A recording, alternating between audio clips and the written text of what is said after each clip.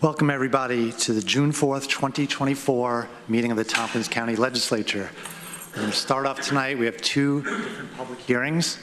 The first public hearing is a public hearing on proposed local law A of 2024, allowing for the continuation of the county holding virtual public meetings until July 1st, 2026.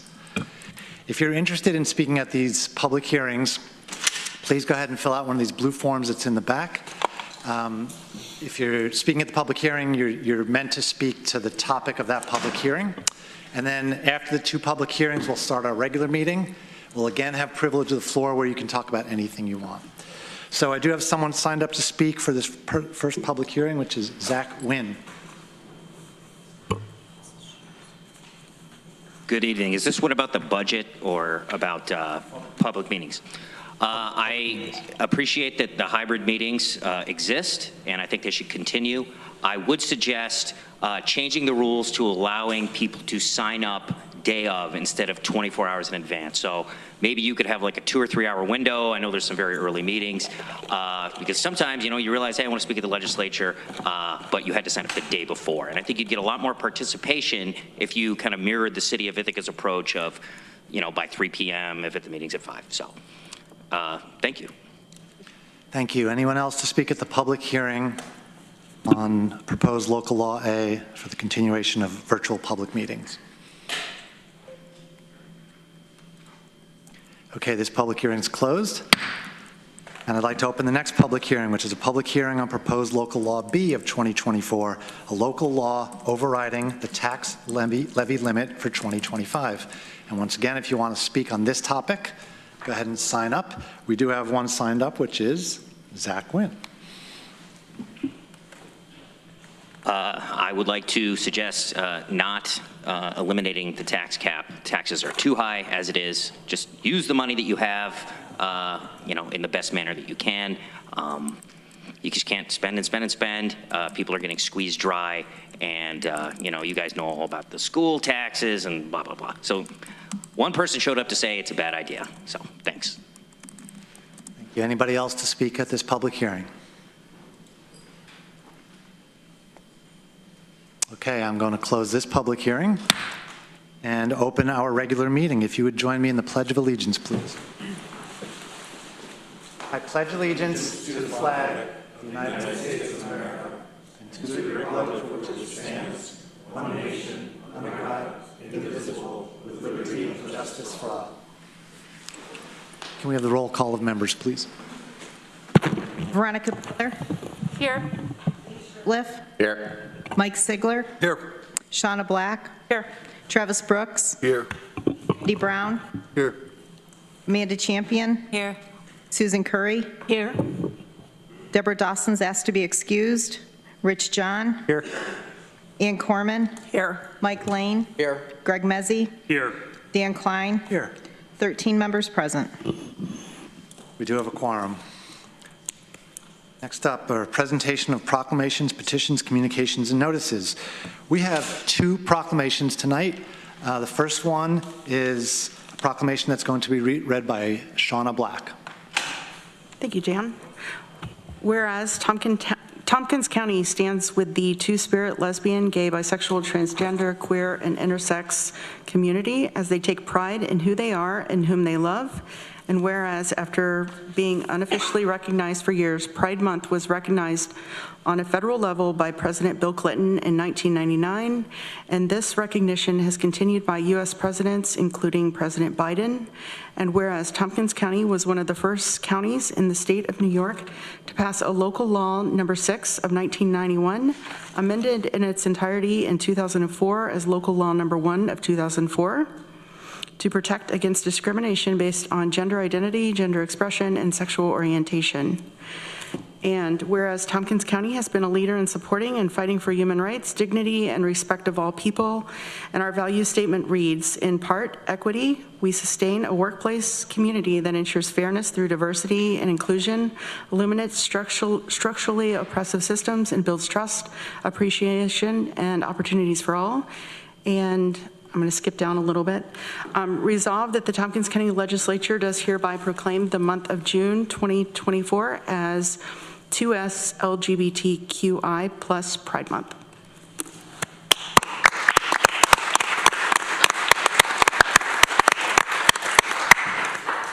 Thank you, Shauna. Hey, before we go on, I just need to mention something. I got word right before the meeting that there's some AT&T outages on a widespread basis. And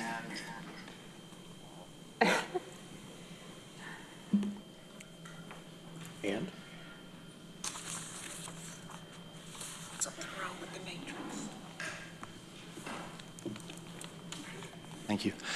And that there's a chance that people's, alerts are going to go off and that kind of thing. So I was just asked to mention that if that's what starts happening, that's apparently the reason. Okay, we are up to our second proclamation, and I believe there are some groups here to accept this proclamation. Southside Community Center is here. Also, is there anyone from Business Leaders of Colors? No. Okay, Southside. And to read this proclamation is Veronica Pillar. I'll also read just part of it, but including the beginning and the end. Whereas slavery came to North America in 1619 with the arrival of the first enslaved Africans to a colony in Virginia, and though President Abraham Lincoln's Emancipation Proclamation went into effect on January 1, 1863, more than 2 years passed before news of the liberation of slaves came to Texas, and African Americans across the state were made aware of their right to freedom on June 19, 1865, the day that is officially recognized as the Juneteenth holiday.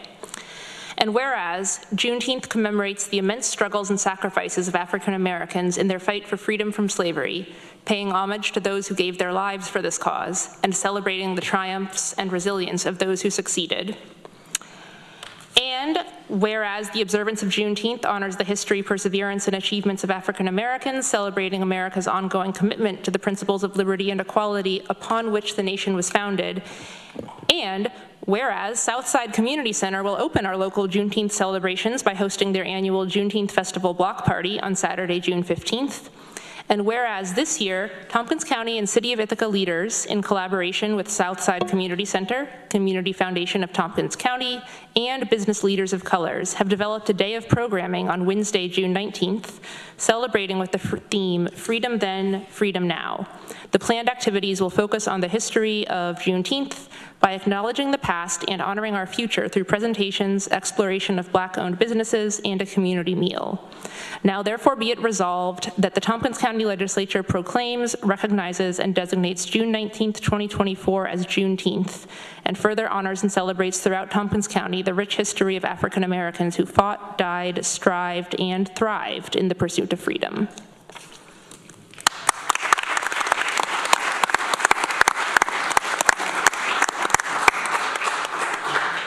Bring your entourage up, and you're welcome to say a few words or not. It's up to you. Here's your plaque. Thank you. And Mike's all yours. Would any of you guys like to say thank you? No? Well, thank you guys. This is some of our group members from Group 2, Mr. Meek's group, and actually today he educated the group a little bit about Juneteenth and the county legislature. So thank you.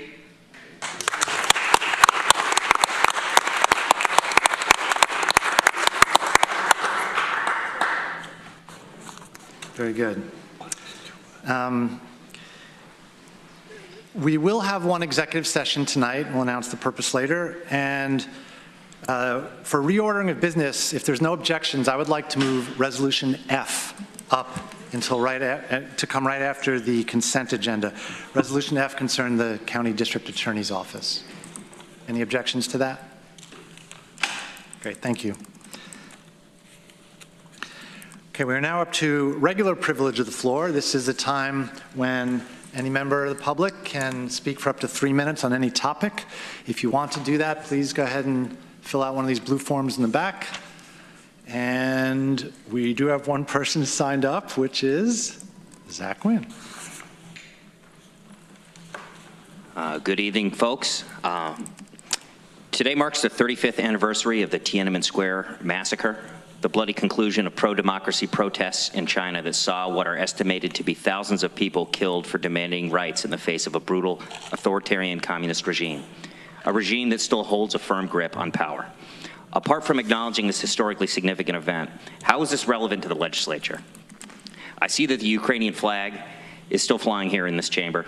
In March of 2022, this body issued a statement standing with the people of Ukraine in the face of Russian invasion. The Chinese government has, since the early days of the conflict between Russia and Ukraine, been providing material, financial, and technological support to Russia. The Russian war machine could not continue to function without this support. There's also the fact that more than a third of Cornell students in Ithaca are Chinese citizens.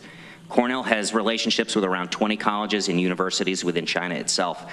This entire community runs on Chinese money to one degree or another. Aggression on the part of the Chinese did not cease with the thousands killed at Tiananmen Square. It now takes the form of continuous threats and military posturing directed toward the nation of Taiwan, a democratic nation of free people whom President Biden has stated he is willing to take this country to war to defend. Additionally, following the events of October 7th, a great deal of discussion was had in this chamber about genocide. A genocide is a genocide is a genocide. Beginning in 2014, the Chinese government began a systematic extermination campaign against the Uyghur Muslim ethnic group in China, wiping out their people and culture through a genocidal campaign of imprisonment, torture, forced marriage, and slavery. Also in March of 2022, Cornell University student Rizwangul Nur Muhammad, a Chinese Uyghur, was booed and jeered by Chinese nationalist students while speaking at Cornell. I request this legislature consider making a proclamation on behalf of Taiwan and the Uyghur people in a manner similar to the ones given on behalf of Ukraine, Juneteenth, and Pride Month. Do not wait until war actually breaks out to make a statement of solidarity with the people of Taiwan. Do not wait until the Uyghur people are finished being exterminated to speak out on their behalf. Were the legislature to make such statements of solidarity with these causes, they would not be empty gestures, as a contrast with Cornell's silence on these issues would be made. Juneteenth commemorates the ending of slavery in America. A similar form of race-based slavery continues in China. This legislature could be a small part of bringing it to an end. Thank you. Any other members of the public that wish to speak? Okay, we are up to privilege of the floor for municipal officials. I see Pierre St. Perez from the city of Ithaca. Come on up, Pierre.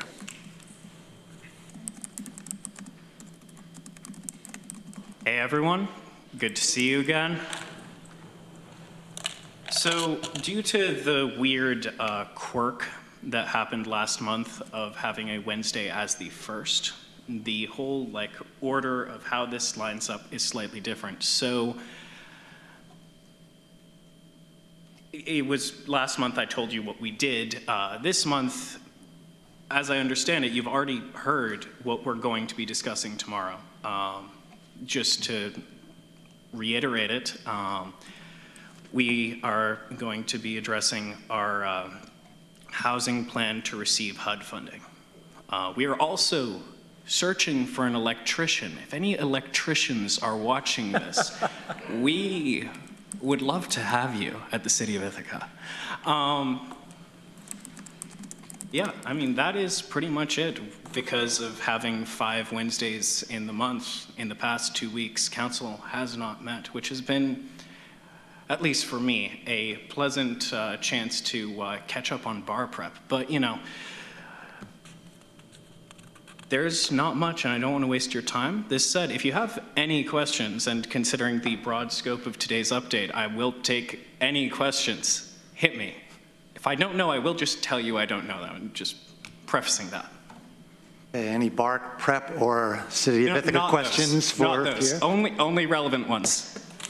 Any questions for Pierre? All right, looks like you're getting off easy today. Go home and study. That's the plan. Thank you, guys. Thank you. Thanks for coming. Okay, we are up to privilege of the floor for legislators.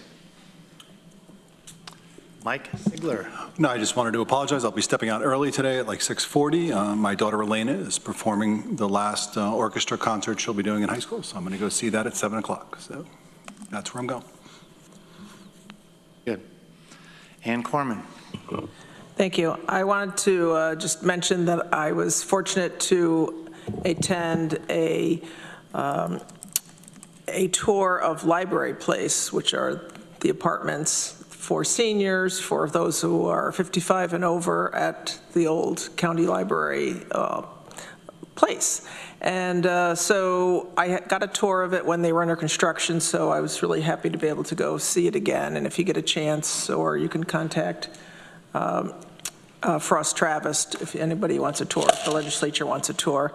So just a couple notes that there are 1, 2, and 3 bedroom apartments, and the 1-bedroom apartments start at $2,400, which I was happy to hear. I mean, even though market rate, often senior apartments, especially downtown, are go for quite a bit. And considering the rental increases that we've been having, especially in the city of Ithaca, I don't think that's way off the mark. And one of the things that they've been finding out is, even though they have parking, a lot of the folks that are living there, as they're starting to fill up the apartments, they're not filled yet, but as they're starting to fill up the apartments, folks are not driving their cars even if they brought one, because there's so much that they can do with Lifelong being next door and within walking distance to shopping, grocery shopping and restaurants and things like that, and the parks. So that was good to see. They also have 20 electric vehicle plug-in spots in their parking lot, so I'm happy to see that. And also they have assistance if they need it. There's a home health agency right there. They can also go get another agency, but they do have one located right in the building that they can have access to. And the last thing I want to say is they have a large meeting activity room, and Lifelong is using that quite a bit for their programs there. So I was happy to see that, because I know that was a concern of ours, that Lifelong be able to use that space there. And that's it. Thank you. Randy Brown. Thank you, Dan.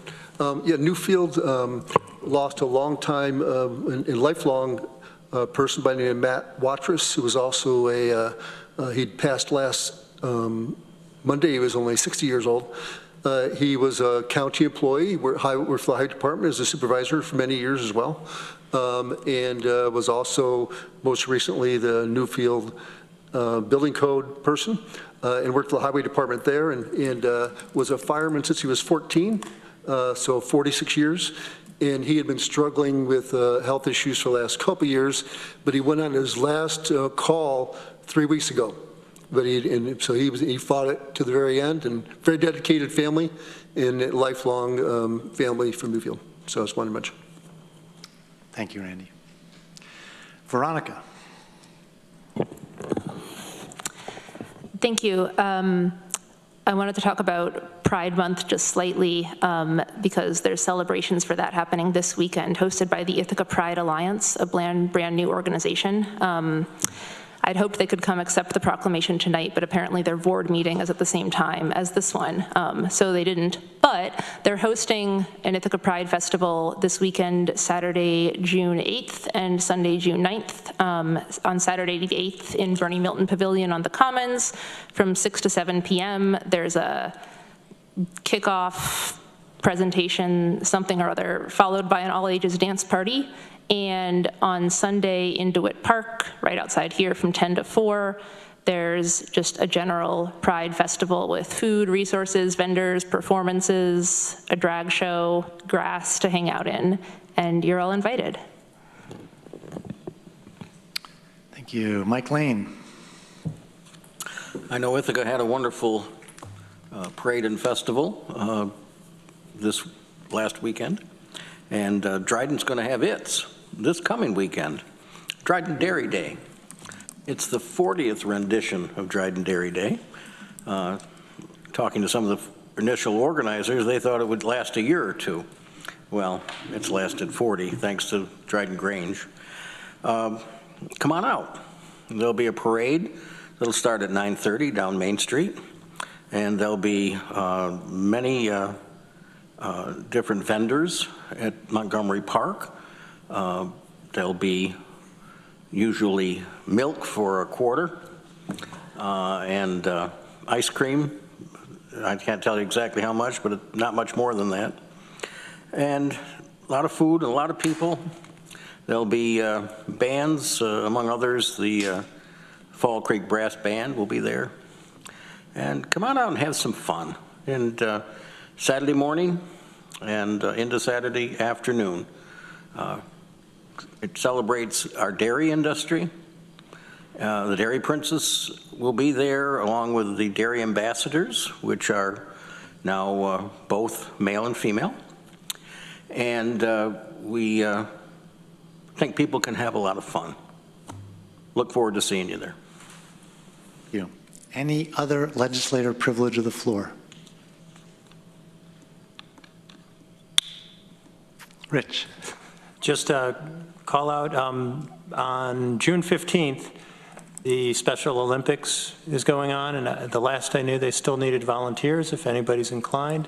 And the same day, at the same time, the airport is doing its emergency drill where they do disaster planning, and I think they may need some volunteers too. So if you're a volunteer inclined person, there's opportunity. Thanks. Thank you. Anybody else for legislator privilege of the floor? Okay, I would like to mention a few things from my chair's report. Let's see. First of all, a few weeks ago on the front page of the Ithaca Journal, there was a nice article about Tompkins County being at the forefront of cybersecurity in New York State. The article prominently features a lot of quotes by Lauren Cottrell, our director of our County Information Technology Services. So, some of us still get the Ithaca Journal. To tack on to Ann's report, I attended the annual meeting of Lifelong, which is the community center for older adults in Ithaca, and the luncheon took place in that community room, which is a beautiful amenity for the people living in that building, the building that we had a role in developing. More show and tell. We, the Tompkins County Legislature, received a certificate of appreciation from Tompkins County Emergency Medical Service, from the Department of Emergency Response for our role in supporting Tompkins County Emergency Medical Services. Tompkins County Whole Health is alerting the community that Tompkins County, in conjunction with Ithaca Neighborhood Housing Services, is collecting information for a grant that could pay for 100% of the costs of repairing or replacing septic systems, as well as specific private water well repairs for some income-eligible households. To demonstrate a need for this funding, Tompkins County Whole Health is asking for the public's health to measure interest and need by filling out a brief survey. You can find the survey on the website of Tompkins County Whole Health, and the survey result is due June 15th. So what happens is, if there's enough interest expressed by this, it gives them something to put into the grant application. Tompkins County did receive this grant several years ago. A lot of people got their septic systems repaired. It's good for our residents, good for the environment.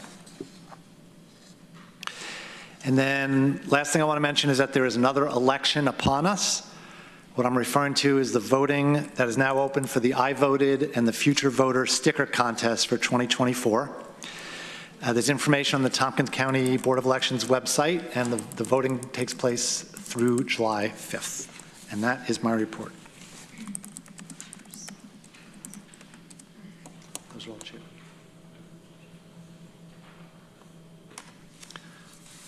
Thank you.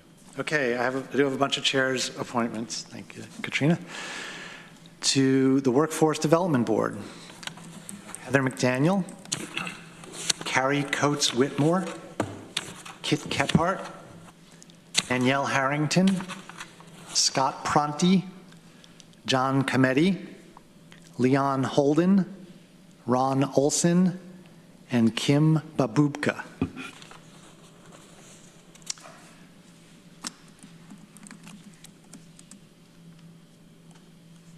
Does it need a vote? No. Thank you. Right.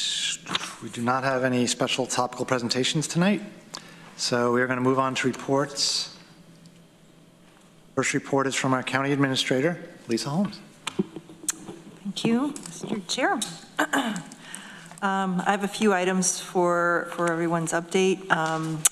We began capital budget meetings with relevant departments who have capital projects last week, and we will be bringing those capital projects to the various program committees of the legislature for review throughout June, later on in June and July. We've also onboarded the county departments to using key performance indicators in the OpenGov software, and this will allow departments to track and present performance-related data and help us move more toward data-driven decision-making and transparency, and it will also help us to measure progress toward the objectives that are outlined in our strategic operations plan. In other news, the corrections union contract was ratified by the union on May 24th, which is terrific news, and a resolution for ratification by the legislature will be coming to the Budget Capital Personnel Committee in June, and then on for the full legislature's ratification vote. So that's very pleased about that. And then June is also shaping up to be a busy month for the Community Justice Center. This coming Sunday, June 9th at 1:30, the CJC, in partnership with Southside Community Center's Black Girl Alchemy program and two local artists, Anne Marie Zwack and Terrence Van, will be unveiling the new mural on the Commons, which is part of the CJC's healing work. So encourage folks to come out this Sunday at 1:30 for the unveiling in Bank Alley on the Commons, and the mural is located on the side of the Center for History and Culture. Also, the CJC is hosting a community healing event on June 13th from 5 to 7 at the Audrey Cooper Center for Restorative Justice and Reconciliation. And at this event, trained facilitators will be holding small group discussions with community members and law enforcement officers to build bridges. The CJC is partnering with IPD on this event, and those interested in attending must register in advance, and the information for that is available on the county's website.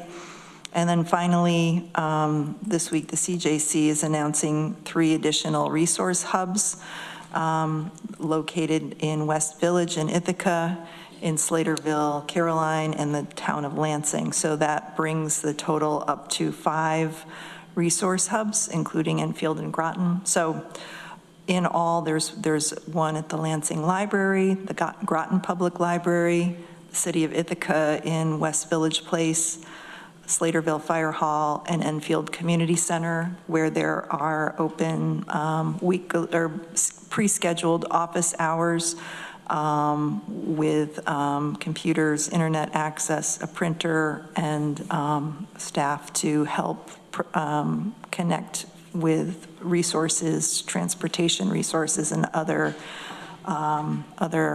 types of resources available. So just wanted to report on that progress. And I'm happy to answer any questions. Questions for Lisa? The union ratification, that just kind of slipped by quietly, but that's kind of a big deal. Yes. That was 7 years? 7 years in the making, yes. Yeah. Okay, congratulations.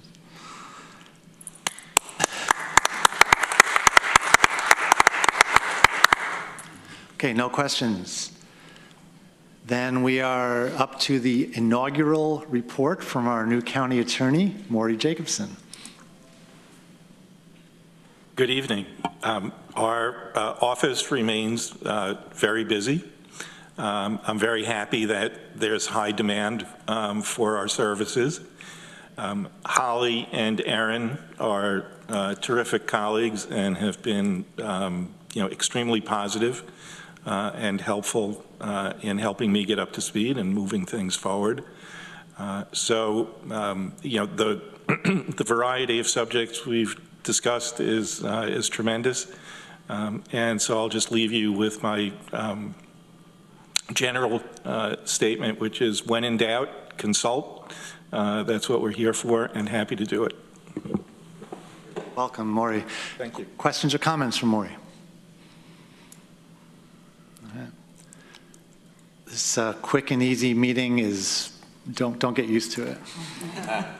I don't expect it. Okay, next up is Lori Scarrett, Director of Finance. Thank you.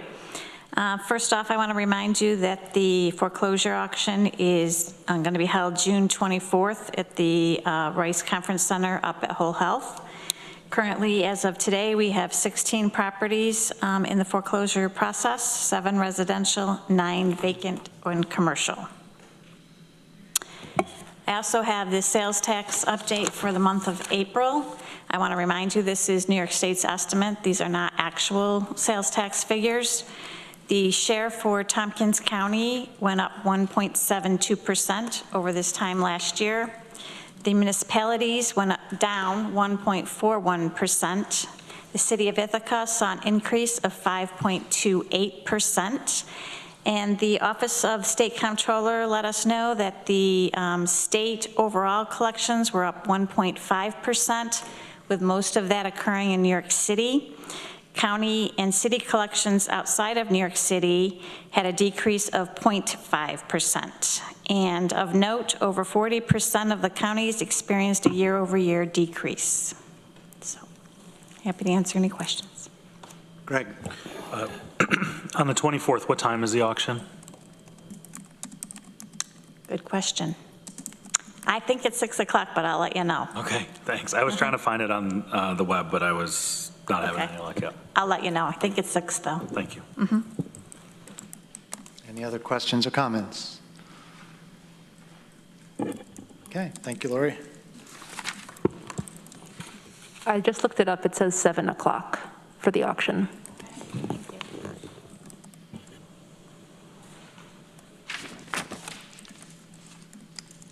Okay, are there any resolutions to be added to or withdrawn from the agenda? Let's move into the consent agenda then. Consent agenda, resolutions and appointments to be voted on as a group unless any member of the legislature requests that a resolution or appointment be instead included separately and individually as part of the business of standing or special committees.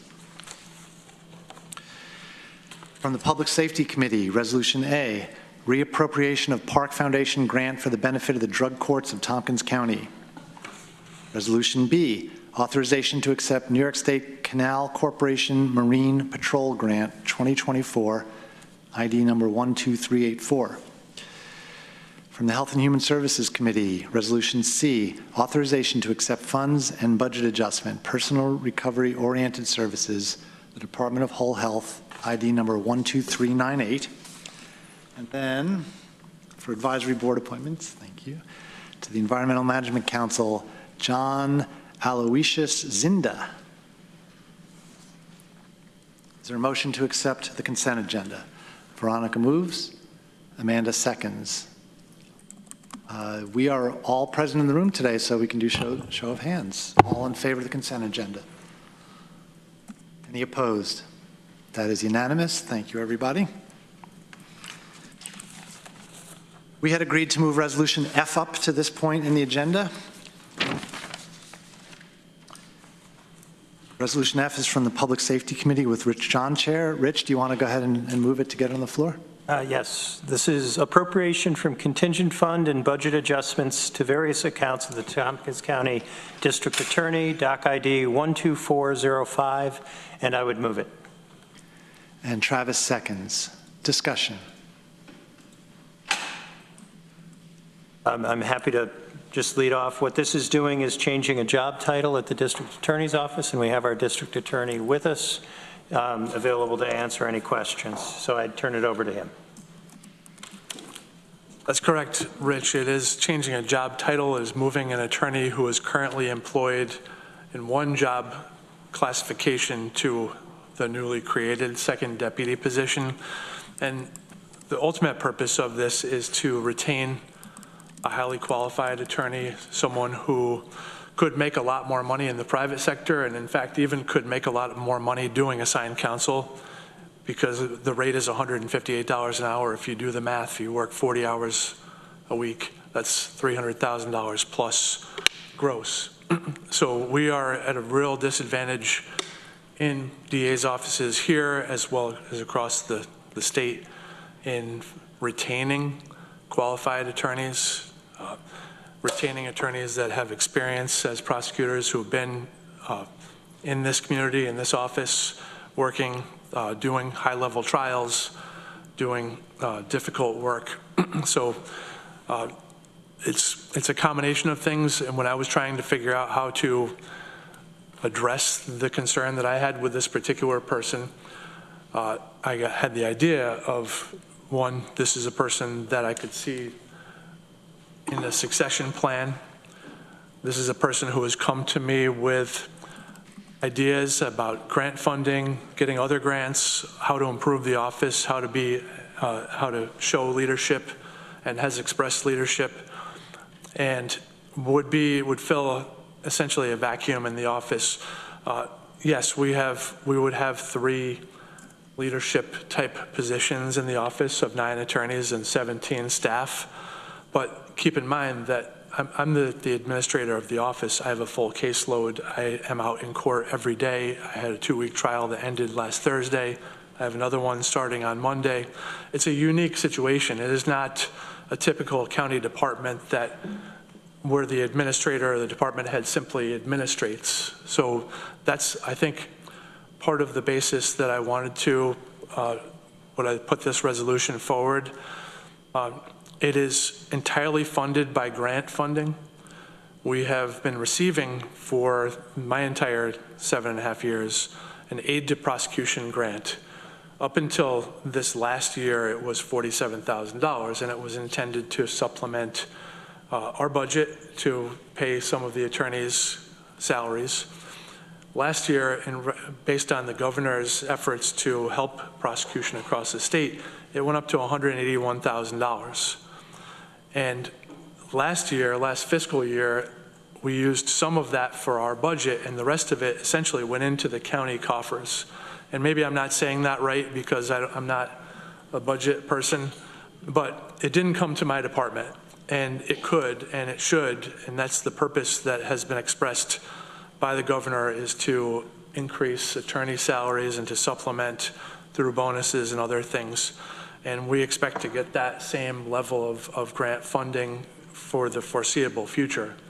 So that's, I think, in a nutshell, the basis for this. It is, at its core, essential to retain the staff that we have. We have a vacancy in the DA's office. We have 7 assistants and myself. We should have 1 more. We have been looking desperately and have not had any success in finding a replacement. So if we were to lose another, not saying that this person is threatening to leave, and she is certainly not blackmailing me or doing anything of that nature, but we would be in a very difficult situation if we were unable to keep the experienced attorneys that we had. And they don't do it for the money, but we need to keep them. So I'm happy to answer questions. Okay, so just for the record, that was Matt Van Houten, District Attorney. I don't think we said your name yet. Just want to get it on. Other questions or comments from legislators? Randy. Yes, thanks, Matt. So has the volume of cases increased quite a bit since the beginning of COVID, or? It's, part of our county and how we do things is because we emphasize alternatives to incarceration so much. It takes us longer and more attorney hours and more attorney time to administer one case. In a traditional model of a conservative carceral prosecution model, the prosecutor handles the case, they get a plea, the person is sentenced, maybe to jail, maybe to probation, and that attorney moves on. In Tompkins County, because ATIs take so much more time, that person might engage in a treatment court or mental health court, wellness court is what we call it, and the attorney is going to meetings, being part of the team that oversees that person, that supports that person for a year. That is hours more per week that any attorney has to devote. So, counting the cases, you could look on our dashboard, you could see that they have not dropped off, they have not increased. They are essentially stable since COVID. There was a drop in COVID, but since then, I can tell you, that the number of serious cases has remained the same.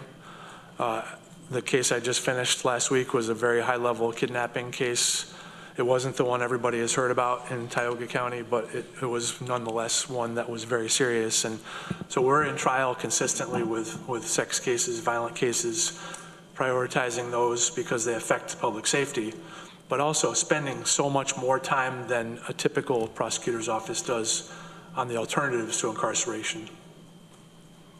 Thank you, appreciate that. Greg. Thanks, Matt. Couple of clarifying questions. So an assistant district attorney, it would just be reclassed to the deputy, a second deputy? Yes. And so you wouldn't be adding a position, it's just a reclass. So you'd be losing essentially an ADA spot for a deputy spot? Well, I do know this part in civil service. I have ADA 1, 2, 3, and 4 classifications, and some of them have open spots. I have more open spots than I have attorneys to fill them. I think that will always be the case. That provides the flexibility to put the right person with the right skill set in the right level. So it would leave that position that the person was going from open, but there are more open spots of that classification already. Okay. But it would just take one person and move that person from one spot to a different spot. It wouldn't add any staff. Okay. And then the second question is, do you know how much of that grant you didn't utilize in fiscal year 23? I would say close to 140,000. Okay, which went back then into the fund balance? No, or where does it go? So I would flip the way we looked at it. So the grant was used entirely through Matt's office, and the offsetting local dollars that were in its place were used elsewhere in the county budget. Got it. Okay, so we didn't have to spend levy dollars or other county revenue dollars on the DA's office? That's correct. You say tomato, I say tomato. Yeah, but we're learning something new every day here too. Okay, I appreciate it. I support this. I understand the struggle with high-level compensation, and it seems like a pretty straightforward reclass and not a new position. And hopefully you can keep with that spirit of not trying to grow the office, but just grow the team that's currently in place. Because I think that may be some of my colleagues' concerns. Shauna. Yeah, so I actually voted no for this in the Public Safety Committee, and here are my concerns. For one, I think whenever we change a position, it gets added to target. So while this might work for us for the next year, maybe even 2 years, this is forever going to be in our budget. And as much as we say, you know what, in 2 years we're going to re-examine it, that never happens whenever it comes to county government. So I don't think that making this decision right now makes sense. I also have some concerns about this department being top-heavy. And whenever we talk about having 9 attorneys and 3 of them are management, I mean, we've had serious conversations about keeping our budget conservative this year to the point where we're asking our departments to cut their operations by 5%. And so, whenever we add positions, higher paying positions, that does not do that. Some of this money, in fact, I understand this is grant money, so, to some extent we see this as free money, although it's, taxpayer money. The reality is that this money could also go to paying the other 7 ADAs a higher rate. I guess the last thing that I will leave with is the fact that, and I don't want to undermine the great work that you're doing. I think our district attorney is very progressive. I think he does a lot of work that does in fact keep our residents and our people out of jail. And I commend his office for that. But I also think that if we look at past years, we'll see that we've given this office a lot of money in regards to bail reform, and there have been positions that we've had to fund in order for us to do bail reform correctly. So I personally don't feel comfortable expanding this position, and having 2 deputies in an office that only has 9 attorneys. Ann. Thank you. First off, I just want to mention the tomato thing that was mentioned of like, where do the funds go? So for us, it is important, to make sure that we're using the grants appropriately. So I think that's part of it. But yes, if offsetting other, money needing to come from other places, that's, we acknowledge that. And we do appreciate, I think I speak for all of us, that we do appreciate, your department getting grants that's really helpful, and really appreciate all the work you do. So one question I have is, so if this person is moved up into this, a new title, what happens if that person leaves? Do you still have that title in your department? I guess I don't understand how that works. It would be similar to, I think I have six spots for an ADA level 4, but I only have 4 ADA level 4s, so it would just be an open spot. The person who comes in would likely be an entry level ADA level 1 position, so it wouldn't just be refilled. It would be an open civil service spot. Okay, and I'll just say, I am struggling with this, as was mentioned, coming not through the budget process and struggling this year. It's really hard to look at when we're asking departments to reduce in a lot of ways. So I'm struggling with this right now. If I would just say that Shauna mentioned the bail reform extra expenses. We get a $250,000 grant from DCJS that covers those expenses completely. So that is also grant funded and has been for the last several years and will continue to be. So. Randy. To change the topic, Matt.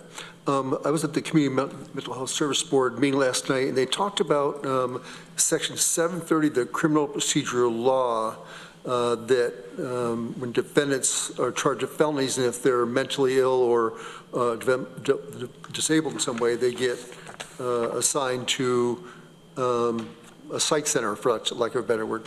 And so there's this resolution that that some of these people languished here for many years, and now the state does no longer fund any of that. All those funds are borne by the county. And last year, I think it was $1.3 million is what the number I was told. And so this resolution is asking asking the legislature, the Senate, state, and their legislature to re-examine this law from 1972. Have you any thoughts or ideas on that? Or? I think that in the last few years, there have been many cases where someone who has been classified as incapable to assist in their own defense. That's the standard, is do they understand the court process? Do they understand who the judge is, who the attorneys are, what the court means?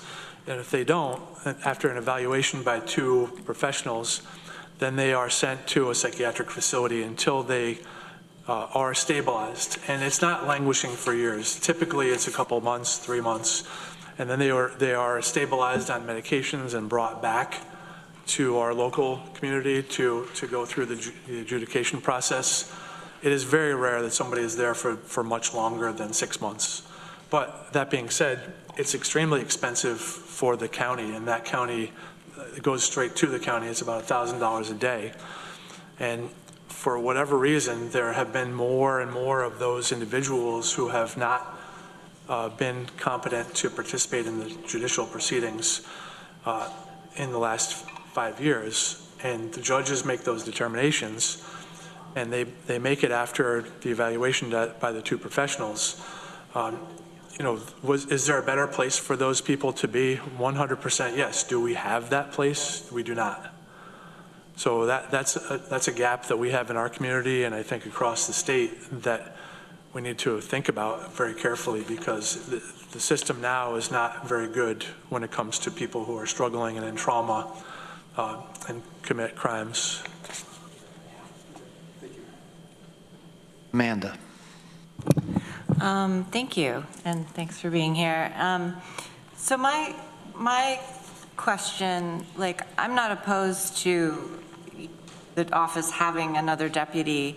I guess my question kind of goes to Lisa, or to both of you, like, and you're not bringing on additional staff, but, you know, a couple months ago, we had the question in the assessment department, they wanted to bring on more staff, they needed more. And to Shauna's point, like, this would create another open position. So I guess I'm just wondering how this is different than the assessment situation, because what we ended up saying to the assessment department was, we want you to wait until the budget process. We don't want to bring on new people.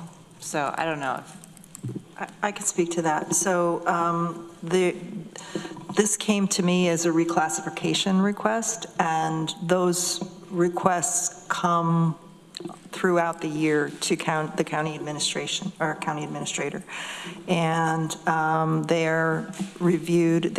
So they're mid-year requests like this one, and the first question is, does it make sense for the department, and what is the avenue of paying for it within your department's budget, because it needs to be covered. So in this instance, the request seemed to make logical sense to me. It was, Matt and I discussed it, and he discussed it as a somewhat temporary in nature, and that there was state funding to cover it. So it wasn't an addition of staff. It was a reclassification request. Okay, thank you. I think that makes sense. And then just to reiterate, so if this person moved to this position, you would still have that other position that potentially you could fill?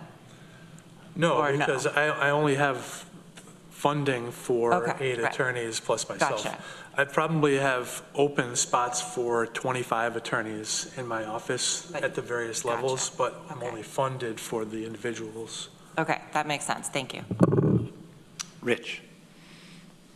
Thank you. I will support the resolution. We certainly discussed this at some length at committee, so I don't want to repeat all of that, but I will go to something that I would say typically during my public safety report, which is to just give you the jail statistics. And we're at 59 in the jail and 7 board outs.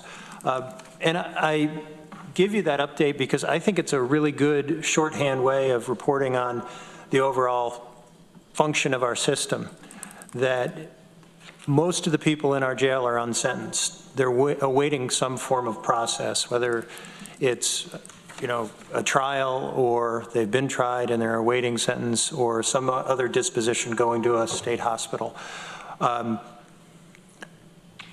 That depends on having all cylinders firing throughout the whole system, which is that we have the court system, the judges, the prosecutors, our defense counsel, all working at the right level. I would be very concerned if our district attorney's office went down any further than it is right now. And I think we're at the numbers we're at because our system is working as we want it to. So at any rate, I think this is necessary.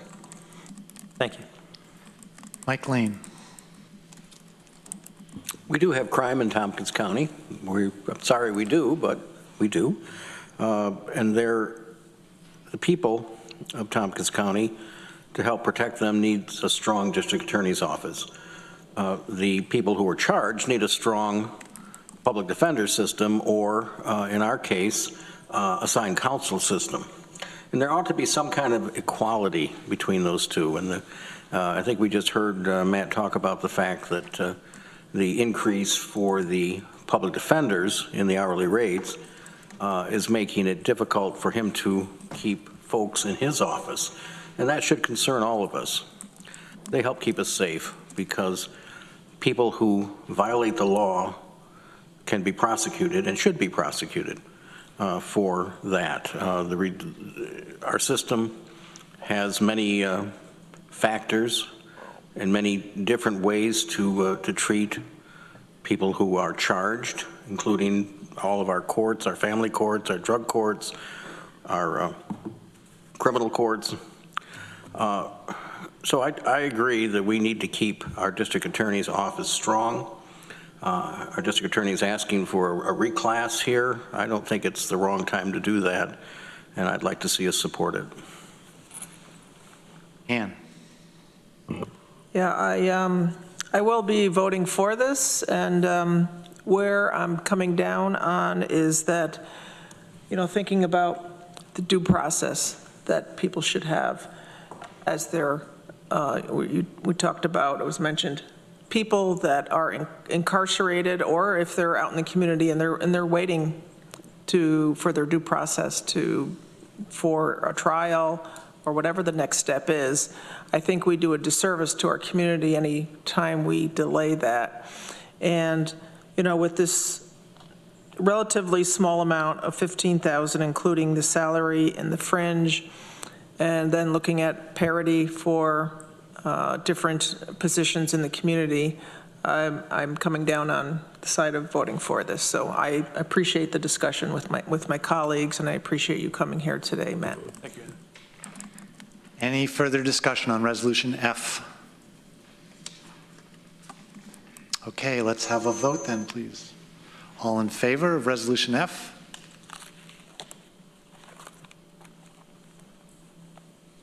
Opposed?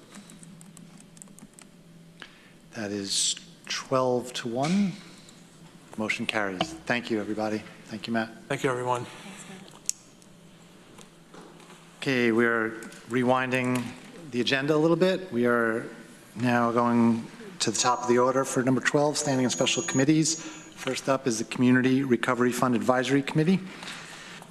That committee's next meeting is Monday, June 24th at 10:30. We will be making some big decisions about how to decide what money we expect will be used by the end of the year. But because of the funding process that we got this money from the federal government, we have to make those decisions well in advance of the end of the year. Any questions for the Community Recovery Fund Advisory Committee? Next up, Budget, Capital, and Personnel Committee, Mike Lane, Chair. Thank you.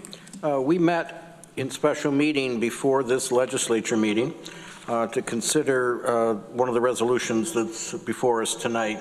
That would be Resolution E. Our next regularly scheduled budget meeting will be Thursday, June 13th at 9 o'clock here in Chambers. Glad to answer any questions. Other than that, I'll move ahead with the resolutions. Any questions or comments for the Budget Committee? Okay, Mike. I'd like to move Resolution D, adoption of local law number B of 2024, a local law overriding the tax levy limit for 2025. That's ID 12390, and I so move. Is there a second? Susan seconds. I just would mention that we just had a public hearing on that. We had one person speak. This is something that we've done every year since the tax cap was imposed by Governor Cuomo. And we haven't had to use this authority in any of the years except one. So this is something that we do to make sure that we don't have a time crunch and miss it if we should need to use it later. Mike Sigler. No, I just wanted to say that I vote against this every year, and I would like to note that the public the public is 100% against this. So just wanted to point that out. Yeah, I vote against this every year. I think it does send a signal that we are open to kind of raising taxes. And frankly, we can do this later if we absolutely needed to. So I never understand kind of why we bring this so early. So I'll be voting against it again, because I would like people to know that we are, I think they already know, I think the message is out there that we are going to keep our tax rate as low as possible and keep our levy as low as possible. And I want to continue with that message. I don't want anything interfering actually with that message. Thanks.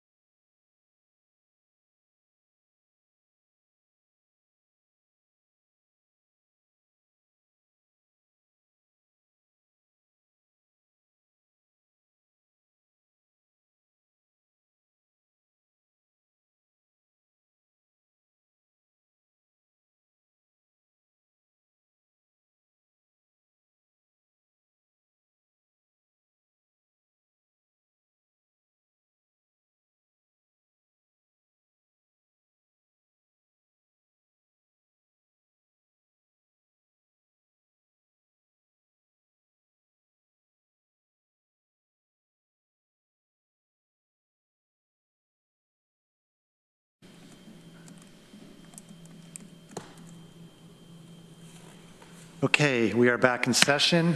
We had a technological glitch, and we believe everything's good to go again.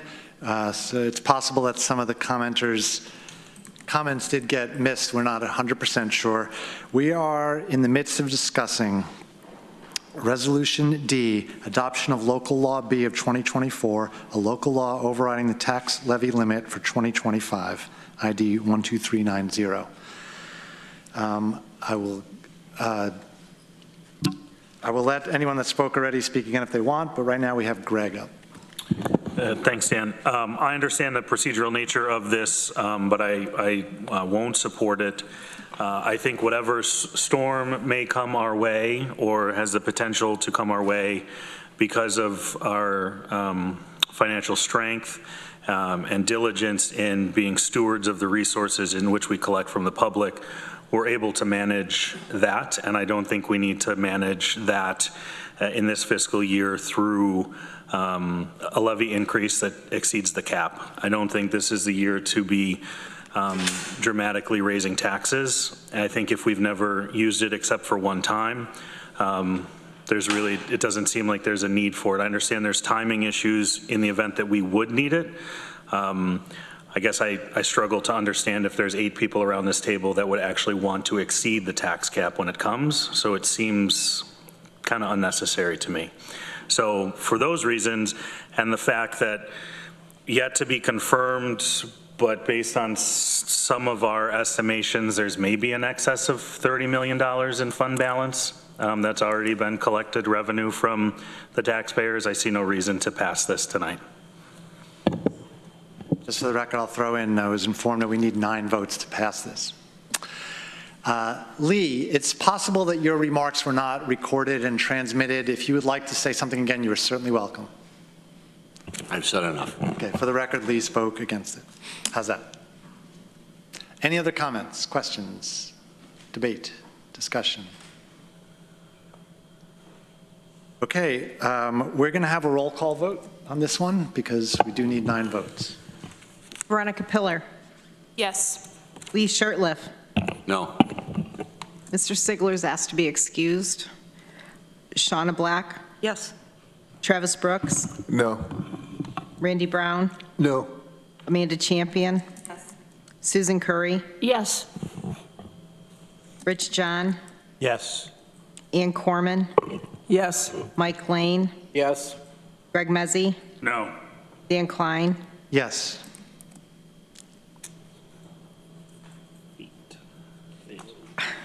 Motion fails. Vote was There's only 8 to 8 ayes. 8 to 4, the motion failed, it needed 9. Okay. As some people pointed out, we can do this later in the year. There is a deadline. I don't know if we know exactly what it is right now, maybe September or something like that. Anyway, it'll come up, it may come up again. We are moving on to Resolution E. Mike Lane, I'm sorry, you're still, I'm just thinking about what just happened. Yeah. If I'd been offered the chance, I would have changed my vote at the end so that I could bring it back again. I think that before it's announced, people should be asked if they want to change their vote. That may be true. I'm not sure once the vote has been declared that we can do anything.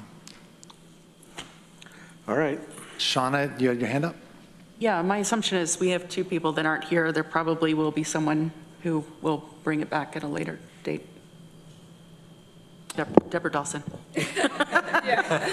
Point of parliamentary inquiry, which is the question. It has to be done the immediately preceding meeting. I was going to say it would have to be done at the next meeting, so. I don't think that's the end of the story. But we'll get clarification on that after this meeting. Okay, Mike, I'm sorry. Yeah, I've raised that issue before. I think it's important that people before the vote's announced, that they have a chance to change their vote. But let's move on to Resolution E, appropriation from contingent fund, Human Resources Department, County Administrator Search, and establishing the starting salary. And I'm moving the revised version that was handed out before the meeting, and which was acted on by the special committee meeting. Is there a second? So moved. Rich seconds. Okay, Mike? Basically, this outlines the procedure for moving ahead with the advertising for the search for a new county administrator. As we know, our current county administrator has said that she will be retiring at the end of the year, and we need to have someone in place. We had a resolution in your packet. There's been a couple of changes here. One, to change the offering salary from $165 to $175 up to $180. And that's also going to be, that would be the working rate. It would also get higher after 9 months.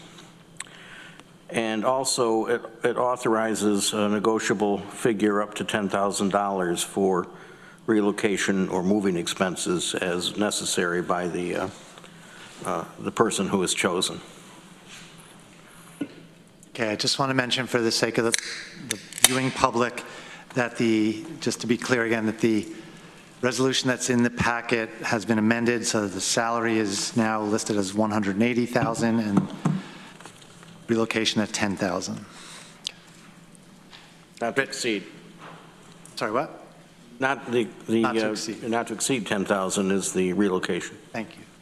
Rich? Yeah, and having attended the special meeting earlier today, we wanted to make sure that the rest of the legislature understands that the higher rate is the $180,000. The standard practice is 9 months in, you then get a 5% increase. So we would be agreeing to a work rate 9 months in of $189,000.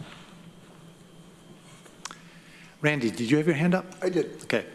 I had a question about the firm that we're hiring for recruiting. Is that $55,000 that they're going to be paid to do this? I'm not clear on that. We were told it would be about 25% of the first year's salary. Which is $45,000. The other $10,000 is the relocation expense. Okay. Maybe we can talk Lisa into staying for 1 more year. Save some money. Give you that money. Okay. Thanks. Any other discussion on this resolution? Ready to vote then? All in favor? Any opposed? That is unanimous, 12-0. Motion carries. Thank you, everybody.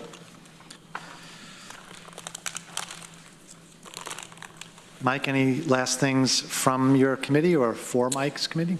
Not unless there's any other questions, we're there. Thank you. Thank you. Next up is the Workforce Diversity and Inclusion Committee. Veronica Pillar, Chair.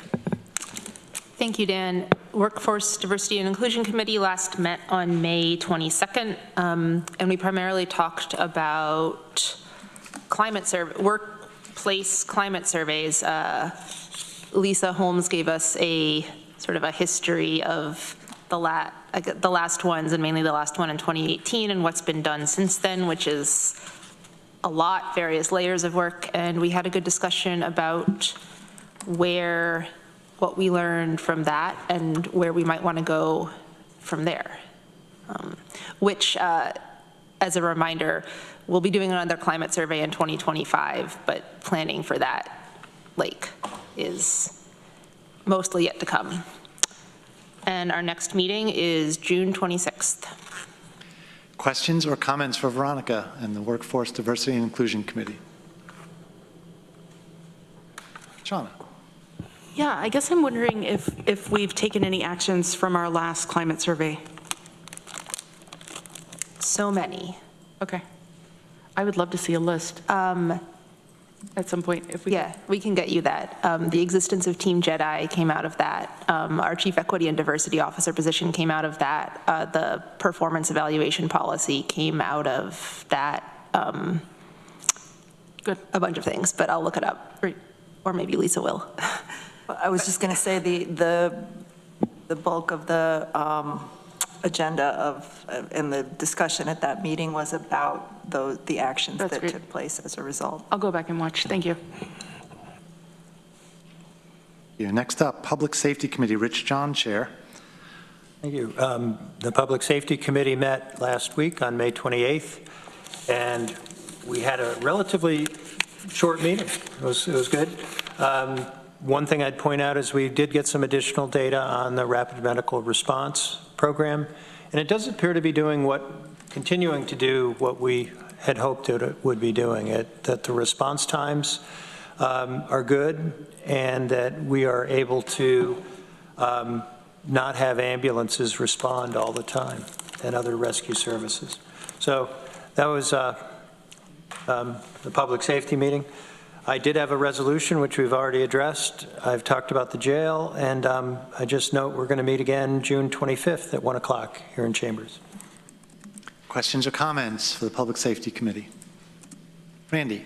I'd just like to mention I've noticed the EMS vehicles in Newfield and Enfield, and it's actually something I hadn't thought about. It's good for the county to show a presence in those communities, so I just want to share that.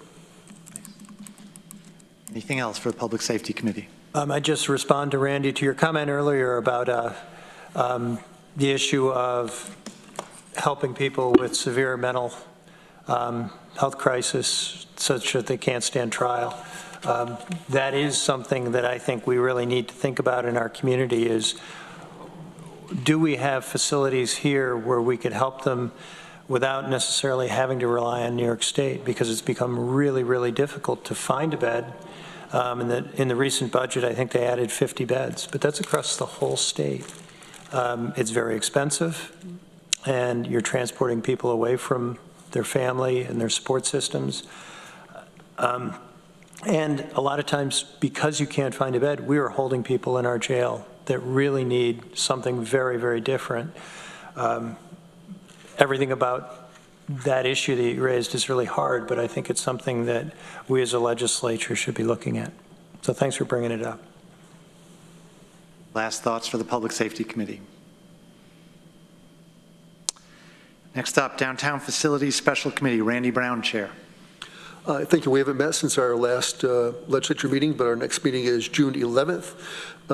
We're going to discuss whether we should look at a parking study. That's one of the discussions. We'll talk about the front-facing people dealing with the public, but also it should, as other people have mentioned, it's not just parking for cars, it's for buses, it's for bicycles, it's for things. So, and I'm not sure how that fits into the whole process of an architect, or if that's a separate process, so I wanted to bring that up, and we'll talk about that.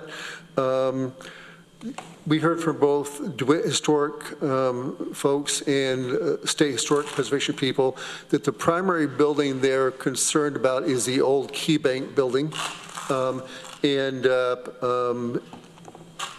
so we're going to discuss whether we should be doing our own independent structural on that. I know we've gotten estimates to redo it, which were extremely high, but I don't know if it, so I just want to bring that up and we'll discuss that. Is that something left up to the architect, or how are we going to process that? And the other one was, and we'll get updates from the departments, is the removal of the professional building. We've already passed a resolution here to remove that building, and we've heard from those two entities I mentioned that wasn't necessarily a building of concern to them. So I would like to see if we can't move forward on that building, and we may be getting some legal counsel on that one. Okay.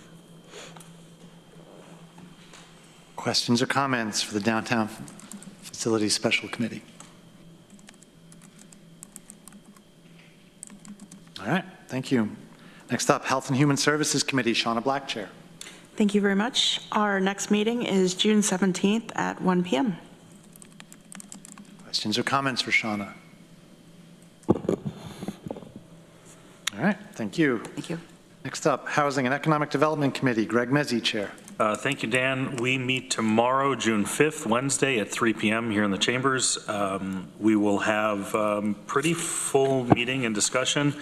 We'll hear from our Planning and Sustainability Department's Commissioner and have a little conversation about broadband and the grants and the progress that we're hoping to make in that direction.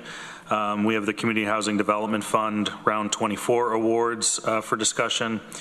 We'll also have a conversation around the whole hotel room occupancy tax law and what that would mean if we were to evaluate a percentage change and how that would impact many things.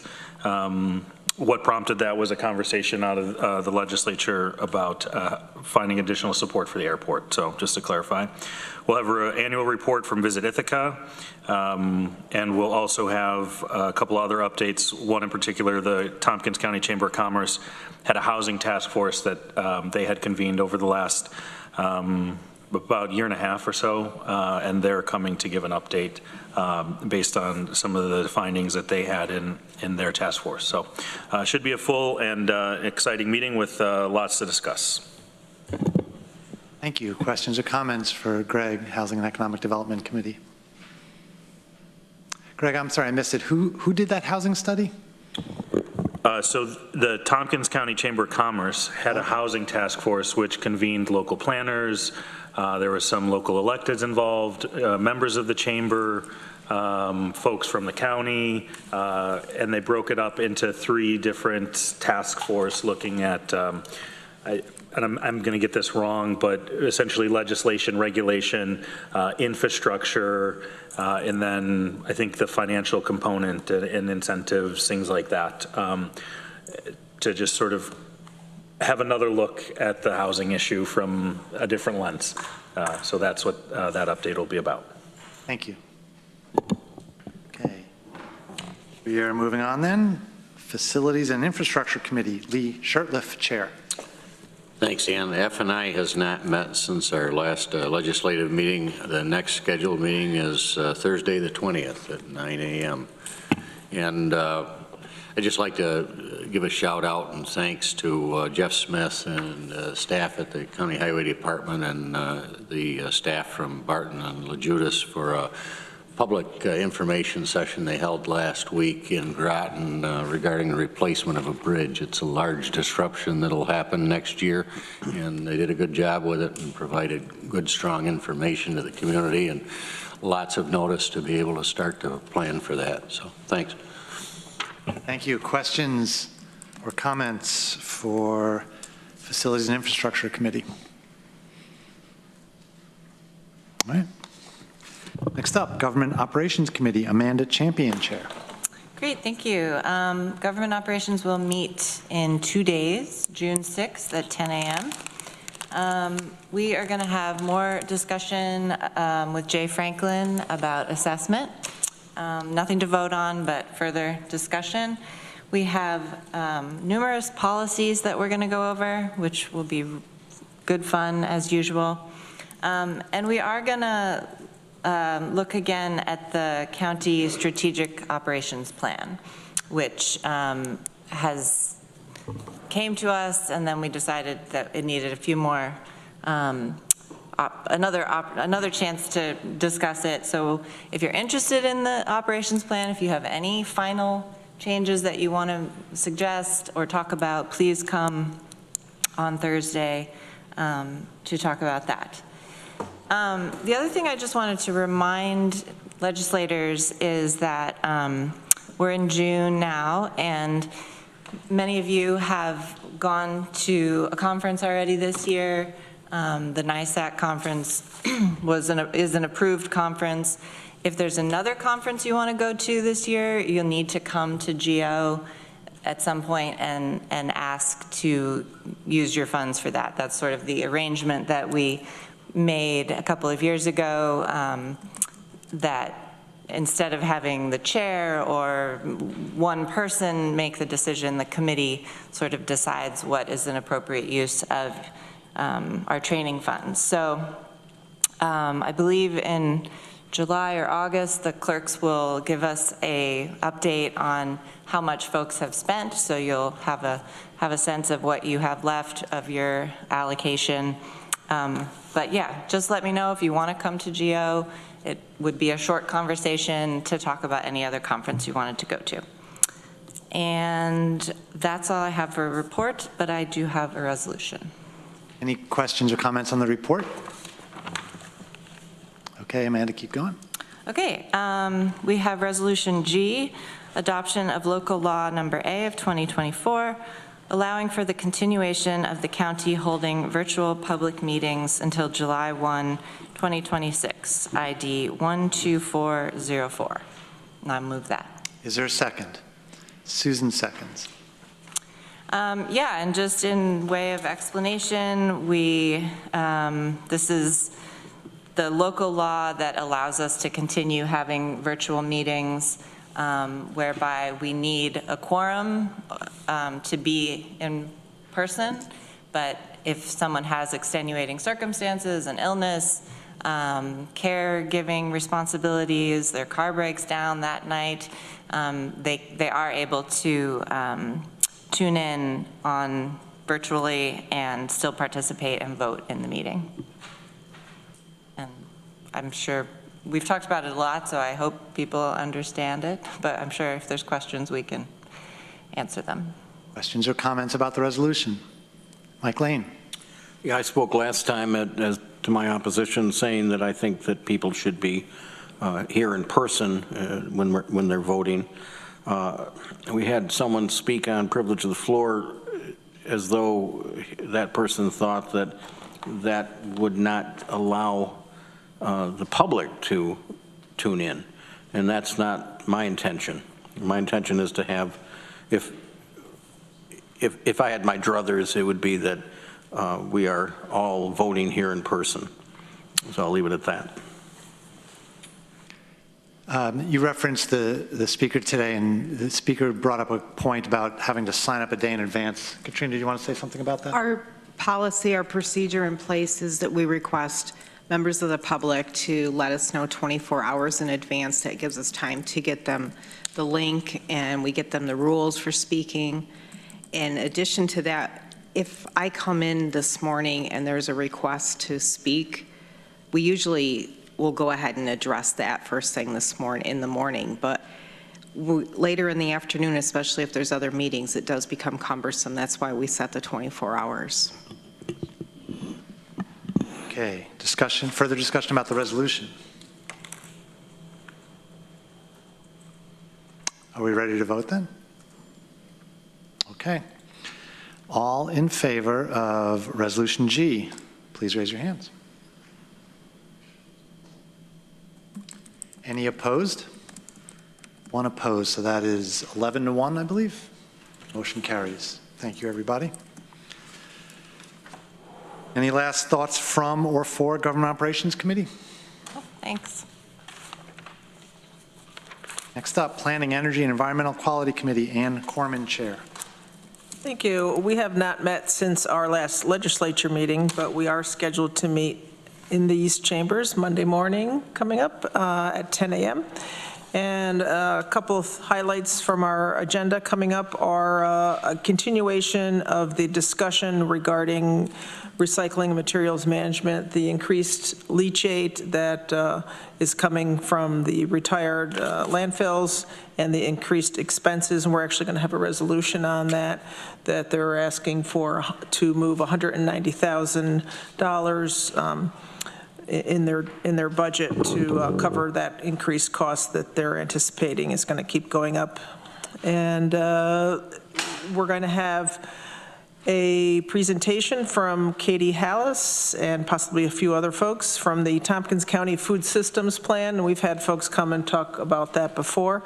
And so there's going to be some updates and then a presentation and then a discussion regarding the various reports and any questions that the committee has. And one of the things that they are going to be discussing is a possible over-target request to the county for $50,000. I don't know I read through the material. I don't know for sure if they're going to be asking through Cornell Cooperative Extension the full $50,000 for this, but it's to help get someone to pay someone to apply for grants. So I just wanted to bring that to folks' attention if they wanted to tune in or come in person, or they can get a link from Katrina or one of the clerks ahead of time. And that's all I had. Thank you. Questions or comments for Ann? All right, thank you. We're up to individual member filed resolutions, and I believe there are none. How about the minutes of the previous meeting from May 21st, 2024? Does someone want to move that? Randy moves, Veronica seconds. Any discussion? Okay, let's have a vote then, please. All in favor of accepting the minutes? Any opposed? That is unanimous at 12-0. Is there any unfinished business? Mike Lane. I'd like to come back to this question of being able to change your vote. And if you read the Robert's Rules of Orders, it's pretty clear that who should be announcing the vote, the results of the vote, is the chair rather than the clerk. And it also says that a member has the right to change his vote up to the time the vote is finally announced. After that, he can make the change only by permission of the assembly, which may be given by general consent. That is, by no member objecting when the chair inquires if anyone objects. If objection is made, a motion may be made to grant the permission, which motion is undebatable. And I just want to point out that I don't think we do it right by having the clerk announce the result of a vote, because there isn't that time when someone can change his or her vote. So I just wanted to point that out. Thank you. Thank you for consulting our source material. Mike, would you like me to request permission to get you to change your vote? I expect that someone would object to that, so I will not ask you to do that. Okay. You want me to try? All right. May I have permission to change my vote? Mike Lane would like to change his vote on the resolution overriding the tax cap. Are there any objections to that? There's an objection. So if I understood correctly what you read, Mike, that kills it right there? That does, unless the group wants to vote, and I think we've gone far enough on it. Thank you. Any other unfinished business? Point of information. Yes, Rich. On that resolution we've talked about, we could do it later in the year, but if it has to be reconsidered at the next meeting, I'm seeing a yes from our clerk. Yes, it would have to be at this meeting or the very next meeting, which would be. So I guess my concern is, would we be boxed out from being able to consider this resolution if we needed to later in the year? I believe that if you miss that motion to reconsider at the next meeting, that doesn't mean you can never, ever again consider the resolution. I might be wrong, but that's my understanding. I can't see how it would prevent you from doing it for the rest of eternity. Does anyone want to weigh in on this? Okay, we'll do some research after this meeting. I don't know how else to do it. Veronica, you got something? Yeah, about the changing the voting thing. I am reading an old version of Robert's Rules because my other one's at home. But this says, a member, I didn't take in everything you just read, Mike, I'm sorry, but what I'm looking at says that a member, after the vote's announced, a member can make the change to his vote only by permission of the assembly, which may be given by general consent, that is, by no members objecting when the chair inquires if anyone objects. If objection is made, a motion may be made to grant the permission, which motion is undebatable. Was that in what you read? Because what I'm reading sounds like objection was made, but now somebody could make a motion to grant Mike permission, and then we would That's what I just asked for. Vote on that? Dan offered that to me, and we had an objection from Greg. But I think There is a further step, and nobody took it. If somebody wants to make a motion to, Rich? I would like to change my vote. You would like to change your vote? Yes. Okay, are there any objections to Rich changing his vote? Greg objects? Could I get a vote on that, please? Okay, so somebody, if I understood the rules correctly, someone needs to make a motion to, could you reread this section, please? this says, if objection is made, a motion may be made to grant the permission, which motion is undebatable. So is there a motion to grant permission to for Rich to change his vote? Point of parliamentary inquiry. Yes. So as I read 442, in voting by any of these methods, right, because we're only reading sections, we're not reading the entire section in its totality, which I think also provides context. So I think before we have Robert's Rules maneuvers, we need to fully understand not just the snippets that we find, but the context of the entire section in which we're reading from. But the part that I find, which I'd like to highlight, is in voting by any of these methods, including a counted rising vote, a member has the right to change his vote up to the time the result is announced. After that, he can make the change only by unanimous permission of the Assembly, see 45.8 and see 458 to 63 regarding the granting of such permissions by unanimous consent.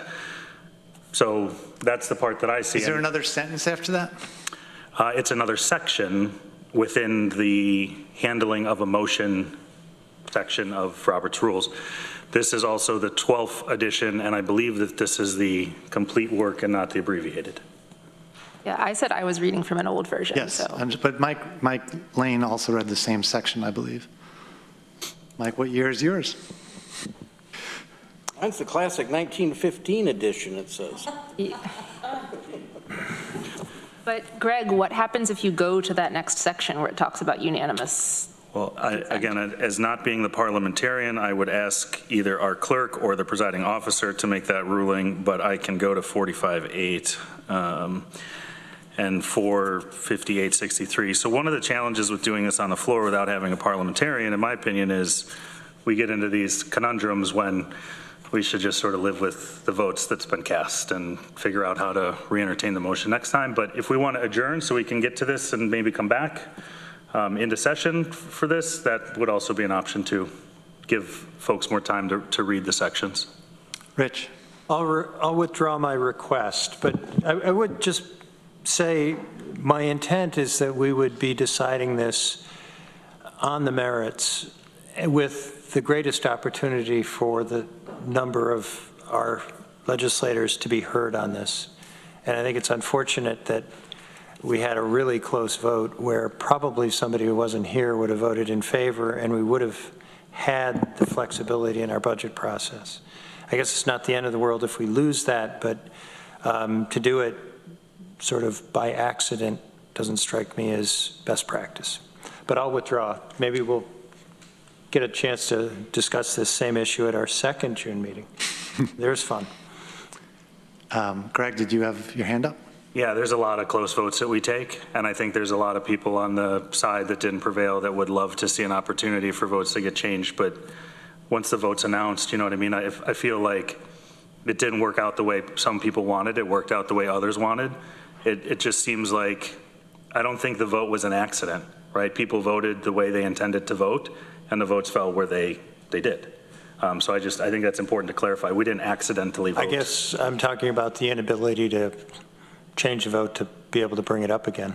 We're stuck. That's so I think to Mike's point, it's important for people to be present for votes. Veronica.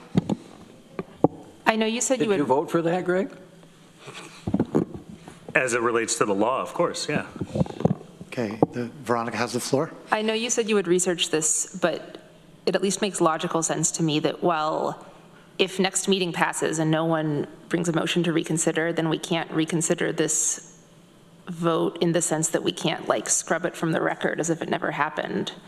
But since the adoption of the law failed, it seems like we should be able to, someone should be able to move it again later, because it might not be local laws, but there's other cases where a resolution has failed and then someone brings it back again, maybe not like literally word for word, but the same idea, and it passes, or it fails again, and we're